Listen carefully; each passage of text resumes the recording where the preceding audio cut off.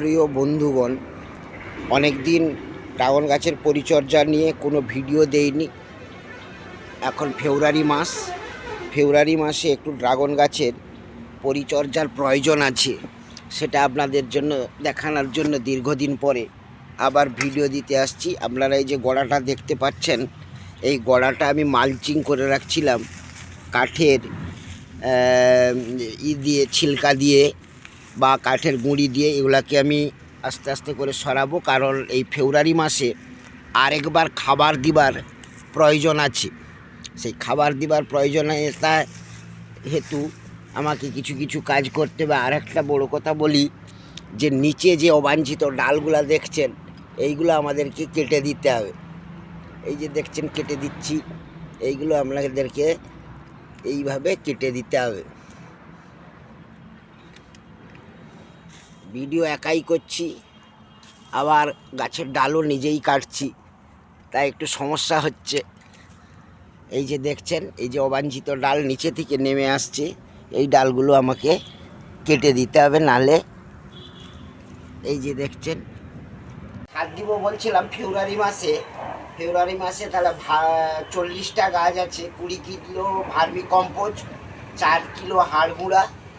আর এইটা দেখছেন, এই যে এইখানে দেখতে পাই, এইটা হচ্ছে যে আমার মাইক্রো নিউট্রিয়েন্টস, এটা হচ্ছে হিউমিক অ্যাসিড, আর এইটা হচ্ছে যে ফোরাডন, আর এটা হচ্ছে সাফিলাইজার।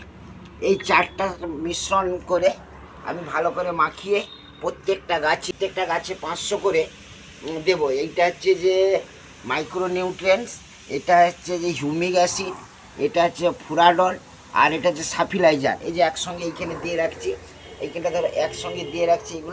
এগুলো একসঙ্গে ভালো করে মাখিয়ে ফেব্রুয়ারি মাসের খাবার প্রত্যেকটা গাছের গোড়ায় আমি 500 করে খাবার দেব। এবার আমরা সার মাখানোর পর এবার বাগানে এসে সারটা দেবো। এই যে আগে যে মালচিং করা ছিল, মালচিংগুলো আমরা সরিয়ে দিচ্ছি। যে সকল আগাছাগুলো ছিল সেই আগাছাগুলো আমরা তুলে নেব। এবার তুলে নিয়ে মালচিংটাকে আমরা সরিয়ে দিলাম। এই যে সব মালচিং কাঠের দিয়ে মালচিং করা ছিল, সেটাকে আমি সরিয়ে দিচ্ছি, সরিয়ে দিচ্ছি। আর আগাছাগুলো যেগুলো ছিল সেগুলোকেও আমি পরিষ্কার করে দিচ্ছি।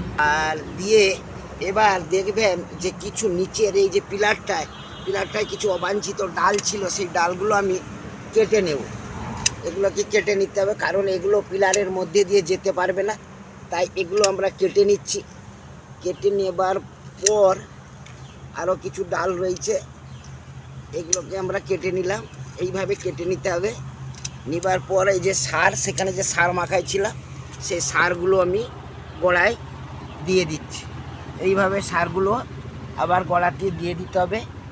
এইখান করে গোল করে গোড়াতে আমি সারগুলো দিয়ে দিলাম। দিয়ে আবার এই যে মালচিংগুলো ছিল, এগুলো আগাছাগুলোকে পরিষ্কার করে দিয়ে মালচিংগুলোকে আবার তার মধ্যে টেনে আবার ঠিক করে চাপা দিয়ে দিব, যাতে সারটা না চলে যায়। জল দেওয়ার সময় সারটা না যাতে বেরিয়ে যায়। এইভাবে আমাদেরকে প্রত্যেকটা গাছের প্রত্যেকটা পিলারের এইভাবে আমাকে ফেব্রুয়ারি মাসের যে সার, যে খাবার, সেই খাবারগুলো গাছকে দিয়ে দিতে হবে। ধন্যবাদ।